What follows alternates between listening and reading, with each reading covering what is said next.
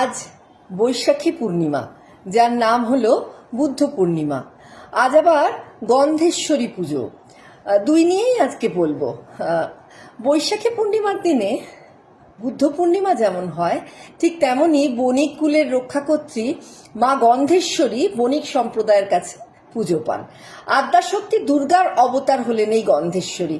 বেদব্যাস রচিত মহানন্দীশ্বর পুরাণে গন্ধেশ্বরী বধ করেছিলেন সমগ্র বণিক কুলের ওপর উগ্রচণ্ডা দুর্বিনীত এক অসুরকে, যার নাম ছিল গন্ধাসুর।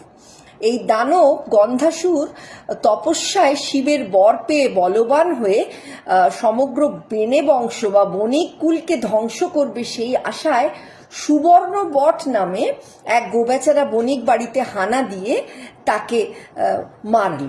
আর সেই সঙ্গে বেনে বউ আসন্ন প্রসবা চন্দ্রাবতীকেও মারতে উদ্যত হলো। চন্দ্রাবতীর গর্ভস্থ সন্তানটিকে রক্ষা করতে ছুটতে ছুটতে এক গহীন অরণ্যে গিয়ে ঋষি কশ্যপের তপবনের কাছে অসহ্য যন্ত্রণার মধ্য দিয়ে ফুটফুটে সেই কন্যা সন্তানের জন্ম দিয়েছিলেন। কিন্তু প্রসবের পরিশ্রমে তার মৃত্যু হলো অচিরেই। ধ্যানযোগে দেবী মহামায়ার আদেশে কশ্যপ জানলেন দেবী বসুন্ধরা সেই অরণ্যে ভূমিষ্ঠ হয়েছে। আচমকা এক দিব্য সুগন্ধ ঋষিকে চরম আকৃষ্ট করল। সুগন্ধে আমোদিত হলো সেই অরণ্যের আকাশ বাতাস। আর সেই অরণ্যে ঋষি কশ্যপও গন্ধের উৎসের দিকে ছুটে এসে সদ্যজাত নিষ্পাপ কন্যাকে পেলেন। মুগ্ধ হলেন কশ্যপ সুগন্ধা কন্যাকে আদরে কোলে নিয়ে। আর সেই গন্ধের রহস্যের কিনারাও হলো তখন। জন্মলগ্নেই অনাথ এই অভাগিনীকে আশ্রমে এনে কশ্যপ নিজ কন্যার মতো লালন পালন করলেন। আর সেই সুগন্ধার দেহটি মন মাতানো গন্ধের আকর তখন। তাই কশ্যপ সেই কন্যার নাম দিলেন গন্ধবতী বা গন্ধেশ্বরী, যে রূপে গুণে লাবণ্যে 10 দিক আলো করে রাখল। ঋষির মুখে বণিক পরিবারের মৃত্যুর মূলে সেই গন্ধাসুর পরিচালিত সমগ্র অসুরদের সেই নৃশংসতা জেনে গন্ধবতীর বুকেও ভয়ানক এক প্রতিশোধ স্পৃহা জন্মালো। গন্ধাসুরের অত্যাচারে অতিষ্ঠ সমগ্র বণিক সম্প্রদায়কে রক্ষে করলেন মা গন্ধেশ্বরী।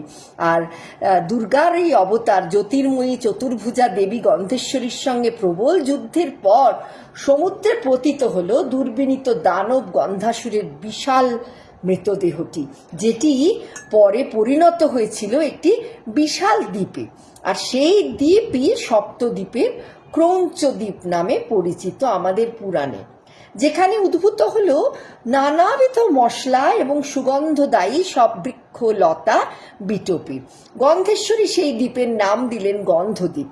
আর বেনে সম্প্রদায় বা সমগ্র বণিক সম্প্রদায়ের একটি গোষ্ঠীকে দেবী গন্ধেশ্বরী এই দ্বীপ থেকে গন্ধদ্রব্য আহরণ করে বাণিজ্যের অধিকার দিয়ে তাদের নাম দিলেন গন্ধবণিক। প্রাচীনকালে বণিকরা ময়ূরপঙ্খী ভাসিয়ে আড়ম্বরপূর্ণ বাণিজ্য যাত্রায় যেতেন আমরা জানি। পথে ঝড় বৃষ্টি দুর্যোগ ছাড়াও জলদস্যু ও বন্য জীবজন্তুর ভয় ছিল। এই সবের হাত থেকে মা গন্ধেশ্বরী তাদের রক্ষা করবেন, এই বিশ্বাস থেকে শুরু হয় সমগ্র বণিক কুলে গন্ধেশ্বরীর পুজো। সিংহবাহিনী অসুর দলনী শঙ্খ চক্র ধনুর্বাণধারী গন্ধেশ্বরী অনেকটা আমাদের জগদ্ধাত্রীর মতোই। গন্ধবণিক সম্প্রদায় গন্ধেশ্বরী পুজোর দিন তাদের হিসাব খাতা, ওজন পরিমাপের যন্ত্র দেবীর সামনে সাজিয়ে রাখেন। সারা বছরের বিভিন্ন সুগন্ধি প্রসাধনী, ধূপ, দেশ বিদেশের মশলাপাতির কারবারে যাতে সমৃদ্ধি সাধন হয় সেই আশায়। ধনপতি শ্রীমন্ত চাঁদ সদাগরের সময় থেকেই বাংলায় বাণিজ্যে খ্যাতি অর্জন করেছে এই গন্ধবণিক সম্প্রদায়। বৌদ্ধ ধর্মাবলম্বীরাও এই গন্ধেশ্বরীর পুজো কিন্তু একসময় পালন করতেন বলে জানা যায়। বাংলাদেশের পাহাড়পুর বৌদ্ধ বিহারে অন্যান্য হিন্দু দেবদেবীর সঙ্গে গন্ধেশ্বরীরও একটি মূর্তি কিন্তু আছে। আজ আবার আমাদের সেই গৌতম বুদ্ধেরও জন্মতিথি বৈশাখী পূর্ণিমা, যাকে আমরা বলি বুদ্ধ পূর্ণিমা। 2025 এসে আমরা আজকে দেখছি কেমনভাবে এই দিনে যুগের পর যুগ ধরে এতকাল ধরে একই দিনে মানে বৈশাখী পূর্ণিমার দিনে সারা বিশ্বে পালিত হয় যেমন বুদ্ধ পূর্ণিমা, তেমনি আমাদের দেশে কিন্তু বণিক সম্প্রদায়ের এই গন্ধেশ্বরীর পুজোও কিন্তু প্রচলিত।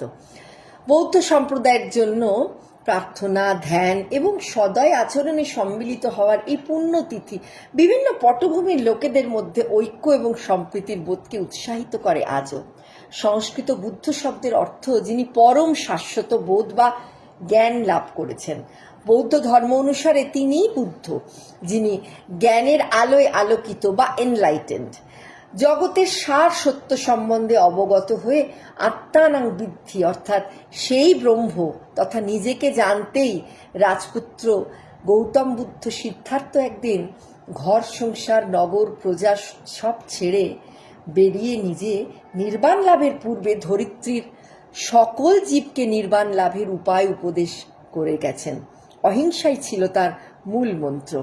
বুদ্ধ পূর্ণিমায় গৌতম বুদ্ধের শুধু জন্মগ্রহণই নয়, এই তিথিতেই গৃহত্যাগী রাজকুমার সিদ্ধার্থের কঠোর তপস্যার অবসানে বোধগয়ায় বোধিবৃক্ষের নিচে বোধিসত্ত্ব লাভ। আবার এই তিথিতেই কুশীনগরে বুদ্ধের মহাপরিনির্বাণ হয়। পুরাণে বালখিল্য গ্রহ বুধ হলেন চন্দ্রের পুত্র। এই কানেকশানে এইটুকু তথ্য না শেয়ার করলেই নয়। সেই বুধ হলো চন্দ্রের পুত্র, তাই চন্দ্রকে অর্ঘ্যদান হলো কিন্তু বুদ্ধ পূর্ণিমার অন্যতম রীতি। আমরা জানি পূর্ণিমায় কিন্তু চন্দ্রের সব থেকে ঔজ্জ্বল্য আমরা লক্ষ্য করে থাকি, তার 16 কলা বিকশিত হয় পূর্ণিমায়। আবার হিন্দু ধর্মে বিষ্ণুর নবম অবতার বুদ্ধ, মহারাষ্ট্রের বিঠোবা বিঠ্ঠল বা পাণ্ডুরং, যিনি জ্ঞানের প্রতীক হিসেবেও চিহ্নিত। ভগবান বুদ্ধের আরাধনাতে বুধ গ্রহের শুভ শক্তিও প্রাপ্তি হয়, এমনই কিন্তু জ্যোতির্বিদ্যায় জ্যোতিষশাস্ত্রের বিশ্বাস। তাই আজ ভগবান গৌতম বুদ্ধের জন্মদিনে এটুকুই প্রণতি, সেই সঙ্গে মা গন্ধেশ্বরী পুজোয় তাকেও আমাদের প্রণাম জানাই।